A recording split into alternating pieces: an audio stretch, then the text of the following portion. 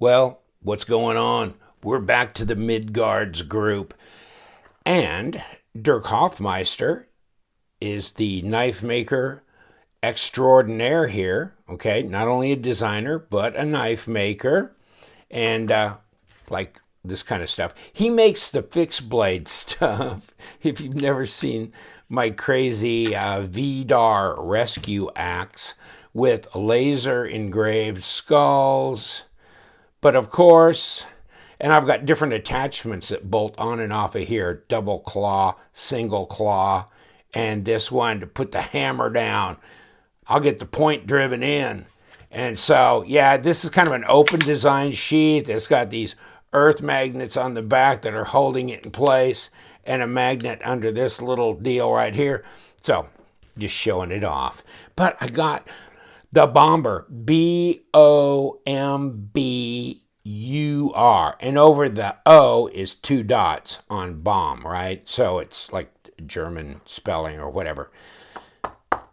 In Germany, I'll give you the link to the website of Midgards-Messer, and he made 200 of these, so there's only 200 available, okay? And he even showed on his Instagram some different kind of handle finishes that he's done with skulls and or camo and or whatever. So this is the Bömbur. And I asked him what Bömbur means, and he says two-handed. So I don't know. I mean, could be a translation thing between him and I. But you can go to his website. I heard one guy say, well, it's all in German. There is a thing. You can kick it down for English, okay? And then it'll come out English. So you can do that if you want. But this knife I got, and it took a while to get here. So this has been out for well over a month, probably a couple of months. And how long it's going to be around, I don't know. And of course, way long ago, I got the Viking from him, which this is a huge monster. See the difference in the size? Now, they're making on pre-order right now the little Viking. So little Viking probably means under 12 inches long, something. I don't know. This thing is a monster knife. And of course, I need to do a video on all my monster knives because I like monster knives. This is over 4 inches. It's not 10 inches, so it's only 9.5. It's just a gent carry. Oh, this is my Bony Buddy thing on here. Oh, by the way, also from him, I bought this. I mean, this is a lanyard bead that he did in silver, and I think this is brass. So this really Viking thing ought to be on this knife. So I got to switch these two, you know. But this is my Hurricane, District 9 Hurricane, by the way. So this is an insane beast of a knife in its own right, District 9. So sometimes I'll show a knife real briefly on the screen. People go, what was that? But this is all pimped out by BJ Hill. Right, BJ? So, but this is the Viking. They're making a small one. You can pre-order on that. And then you got the Bömbur. And there may be some remaining available for sale there. Nice big area for a lanyard. And so, yeah, this is big, and it's heavy, and it's thick. So I see the point of making a smaller model. You can see how his pocket clip goes here. And look at the pocket clip here. So it's not as, this one, it's a little bit more muted, isn't it? Okay. But actually, it's kind of interesting. I had a buddy going, what is this, a lever or something? Does it do something? It's like, no, it does being a pocket clip. That's its one job. So, no, and you can't flip it to this side. You can see how this is put together here to be these stanchions it sits on. And so, no, there's nothing there to do that. I'd say my biggest criticism of this knife is that I would have liked for this machining to been the same on the back. Now, how are you going to cross that across to here, I don't know. I think it could be done maybe prior to cutting this away or whatever, but it could have been done.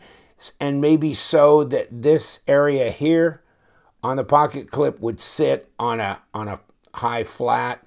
Then again, you got to consider going in and out of the pocket. And this, I carried this last night, by the way, and it went in and out of my pocket real easy. I was kind of surprised. So I didn't have any hang-ups or problems with it. It's not a super deep carry because you're going to come to an end right here, okay? But, I mean, gives you room to kind of grab the knife and get it out of your pocket. So check it out. I'm trying to figure. Ooh, yeah, we got a little bit, it looks like to me, of, let me try and get this kind of look around and see if we do have just a slight amount of recurve on that blade. And so that might be a problem for some people. I've got, you know, a diamond rod where I can do that. And besides that, this is CPMD2. According to his site, it's CPMD2, which is, of course, different than D2, right? Because it's crucible powder metallurgy, so it's a better mix of ingredients, more uniform structure, blah, blah, blah. So it's rare. I mean, I remember one or two other knives in the last 4 years that had CPM D2 as opposed to just D2. And so it's a stonewash blade. It's got this fuller running the whole length. It's got a cutout in here. It's got a cutout in here. And we will disassemble this, or at least I'm thinking we will. This thing gets over the detent real quick. Right there, that's it. But when you just let it hit your thumb, watch this, right like that. And so you can back up. You don't have to be right here when you're releasing it. You can be here, right there, and you're okay. And it's over the detent ball, and then it drops. It's guillotine-ish. It really is. But, oh, flipper friendly, yeah. But it's not a lightweight. And we'll discuss that here because got some blade stock here. It's not a huge knife. It's pretty standard size, but it's 209 grams. Let's roll around to ounces. I think it was 7.4. Yeah, it's 7.4 ounces. So it's not a lightweight. I mean, also you can use your finger in that cutaway to do it. I'm finding it easier to get further down here, get better leverage in that fuller, and just lazy kick it open. Now, which begs the question, how's the detent? Not that strong. So the detent's not that strong, except, you know, you kind of need it on the weaker side so that you can finger flick this because you got no flipper tab. See what I'm saying? And this is not a front flipper. It was a front flipper, it'd be out here. This piece here would be out here and have more aggressive jimping on it. This doesn't have very aggressive jimping. It's so close together, I can't really get a grip. Now, I think one time I was able to get a hold of it enough to roll it out, but it wasn't easy to roll out, and right now I can't. Okay, yeah, I did. Just barely. Probably pushing on the lock bar, by the way. Yeah, there you go. I can't front flip it. So, and I think it'd be awkward, and I'd be afraid of dropping it in the process because you got to get such a tenuous grip on the knife that it'd become difficult. So this is the way I open it with the fuller. Now, you got to have a little bit softer detent to be able to easily finger flick the knife in that respect. And of course, having 5mm blade stock helps give you a little bit of inertia there, or momentum, whatever. You got mass, that's for sure. 5mm at 0.19. And, oh, while we're at it, 0.62 of an inch at 15.9 millimeters. So it's thick. Blade stock is thick. So this is a beefy knife. I mean, to a degree, when I got this in my hand, I really kind of, the word Medford came to mind. I mean, it's that kind of a beefy, thick, pocket brick, you know, and a lot of people like them beefy and thick. I do. So this is not a problem. It wasn't a problem to carry it, even at 7.4 ounces. So this, I don't know. This part of the blade, I mean, I guess he wanted a big, wide blade. And here, it makes sense, okay? From a design standpoint, this makes sense. The problem is, when you roll it around, what's going on here? Well, you're wrapping around your stop with this blade. But, I mean, if the blade would have flowed right into this bolster instead of being up here, I mean, because I can't say, well, I can't deduct for design flow because it's a front flipper and you have to have that. This is not a front flipper to me, so I don't know. Other than when you close it up, there you go. So, I mean, I don't get involved in the engineering of this, so maybe this had to be that way. I don't know that that's necessarily unsightly. I'm going to have to kind of consider and spend some more time with it to decide. But, you know, the basic design flow of this knife, I like. I like the long fullers. This jimping up here is not bad. And so, yes, you get your thumb up here, and that's tactile. Along here, this backspacer goes forever. It's just a complete backspacer. It's almost like this would have been a lock back or something. That's amazing to me. And let me pull my magnet. Nah, none of that's magnetic. Nah, nothing. God, are these screws even magnetic? I'm not getting anything. Getting a slight magnetic pull from the pass-throughs, wherever they, you know, there's one located there, obviously. Interesting. We'll find out more when we take it apart. And will it cut anything? Some paper in here. Oh, yeah. Oh, didn't follow through. Didn't follow through again. There we go. Come off of there. There you all go. Yeah, it feels like it's going right through that paper pretty well. So minimal drag there. It's pretty sharp. Fit and finish seemed pretty nice on this knife. And if I didn't mention this before, because I can't remember what I said 5 minutes ago, yeah, the folders that Dirk has made he doesn't make them himself. He makes all the fixed blade stuff himself, but he doesn't make the folders. They are made in China, okay? So, and I know who the manufacturer is. I'm not privileged to say, but I can say this. They're good, okay? They do good work. So, this one has great fit and finish on it, and it looks like it's weight relieved on the inside pretty well, at least that top scale under there. I'm kind of queried about why it was D2, even CPM D2 as opposed to S35VN, and I've kind of gone back and forth with some of the Chinese makers, and I think they get this impression that D2 is like what everybody really, really wants, and that's why they're doing it. And I said, no, not necessarily. And a knife like this is not a terribly inexpensive knife either, so it's kind of a high-end production cost. And so S35VN, a super steel would have been nice, I think.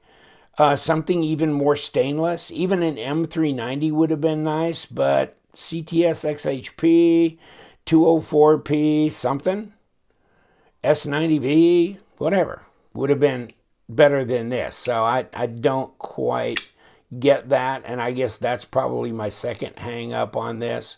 The milling here and the kind of blade steel.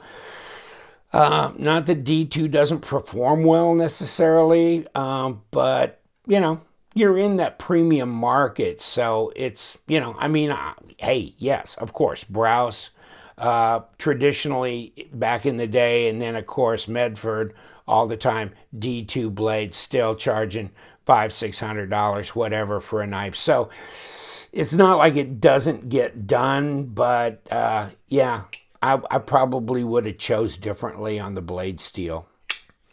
Where's my balance on this knife? Well, there it is. Even though that blade is thick and gotta be heavy, it's pretty easy to find the balance. This pass through here, pretty easy to disengage this blade. So, yes. And if you were looking at that, there's your lockup. 25, you can see hardened steel insert. 25% at best. But, you know, see these are rounded. I mean, I like the way this was done, was finished here. You know, with these rounded edges here. I think they did a good job, and this is very smooth and nice too. Ergos on the knife are pretty good. You kind of have put yourself a little bit in a box when you start doing extra humps beyond the first choil, but they're not severe enough to really interfere with the ergos, so it feels pretty good. Forward and reverse grip. Reverse feels just fine. And so, no, I mean, it can be a little difficult if some people get too severe with these humps on knives, but this one wasn't that way, so no. And it kind of gives an extra little sense of style in there too. So I guess if we're going to disassemble this knife, what should we disassemble it with? How about the Dragur? This is something, yes, and Dirk made this. And he does make his own fixed blades. And check out his site, because there are a lot of fixed blade knives on his site. And so he makes quite a few different designs, sizes, weights. This is like 3 pounds of 10 millimeter thick. It's basically an equivalent of 01 or 02 tool steel, this here. But it's just an insane knife, and I took all kinds of grief over it. But come get some. That's my zombie killer. How you gonna kill a zombie? You don't have a good knife. Okay, you ready to rip this one apart? And since I can get to it on both sides, I don't know which side is the side to unscrew, and I can feel both sides are turning.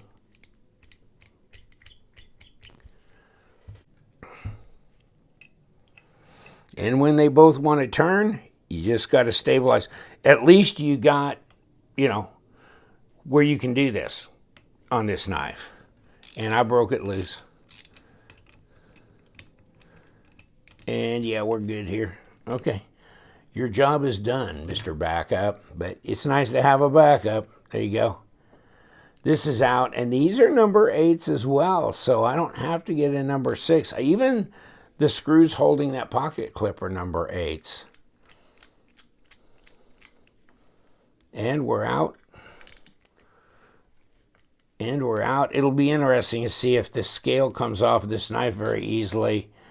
And let me see if these are the same size. Yeah, they look the same size. Okay. This might be fun. Oh my God. I was expecting trouble, because when you got a long backspacer, sometimes you can get really, it's so tight, it's difficult to get off. This came right off. Wow. Well, ceramic bearings. So we'll knock them out later. But yeah, we weight relieved it. Looks good. You know, not a big deal. What's this backspacer? Hold on.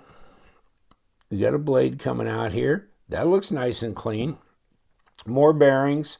Round pivot. Okay, I let you live with a round pivot only because you have this. And so you can get your torques in both ends and break it loose. Otherwise, we wouldn't have taken this apart. And if you can't take it apart, I don't know. I get really pissed. If I can't take a knife apart, I'm not sure I want the knife, you know?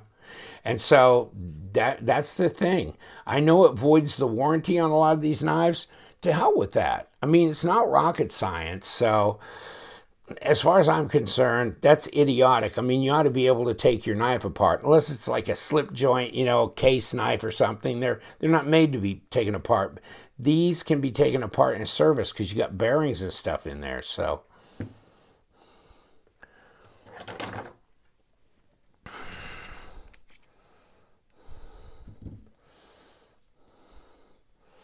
this is the only good use for my number 6 is knocking out the bearings. And then you've got these little steel washers here, which that's the quickest way to take them out. Sometimes they kind of are stuck in there a little bit because they're hugging the lube that's under them, and they're a little hard to get out of your knife. But all you have to do is just have a nice magnet, and you can just pull them out like that. That's my new trick. So, like here, boom, come right out. Otherwise, you can fiddle around with them for a while before you get them out.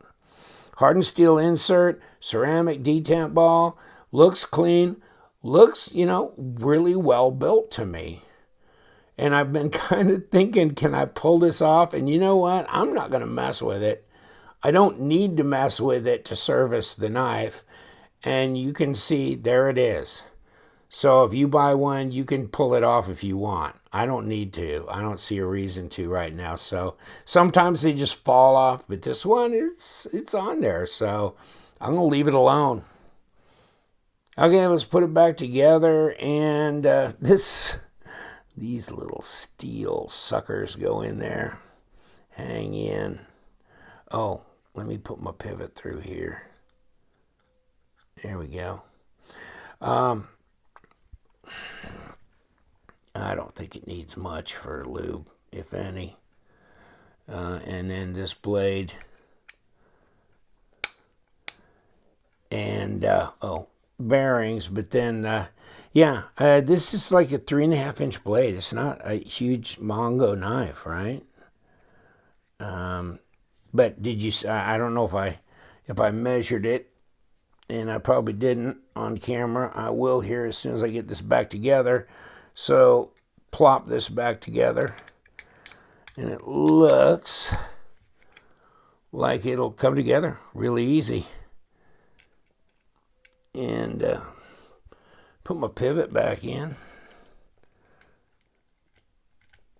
Come on, stand up. Oop. Let's get these threads done correctly. Oh, I'm running into, some of that Loctite that was in there, a thread locker. Yeah, we'll see. I think I got it locked down tight enough without securing it from the other side. I think it was enough just to hold it with my finger this time. And that's solid.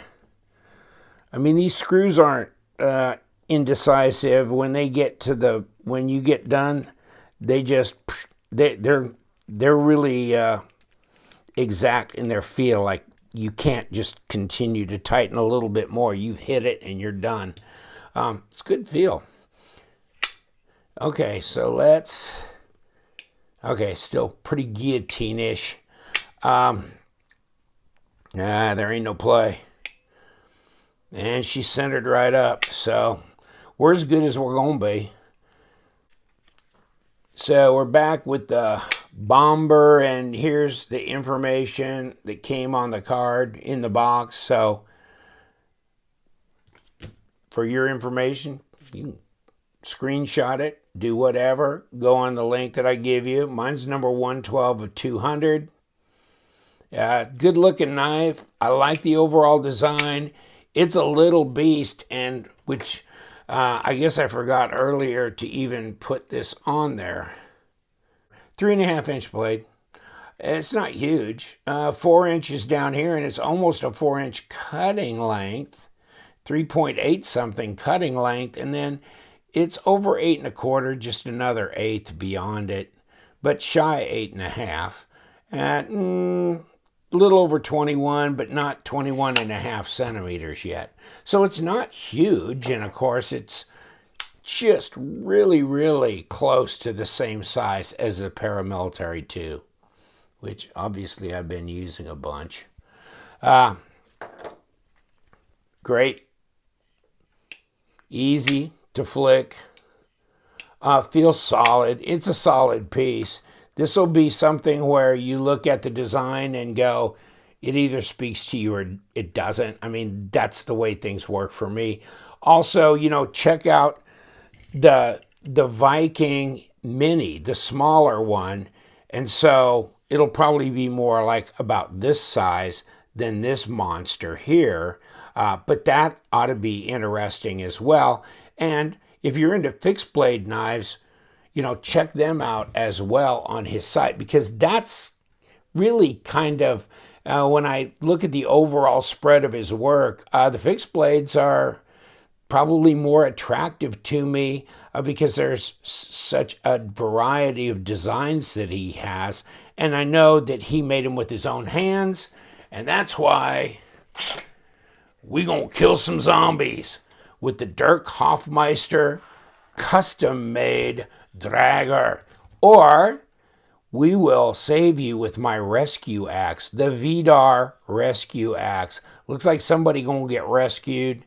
And my friends, I'm gonna let you go because we're having too much fun with all this crazy action here.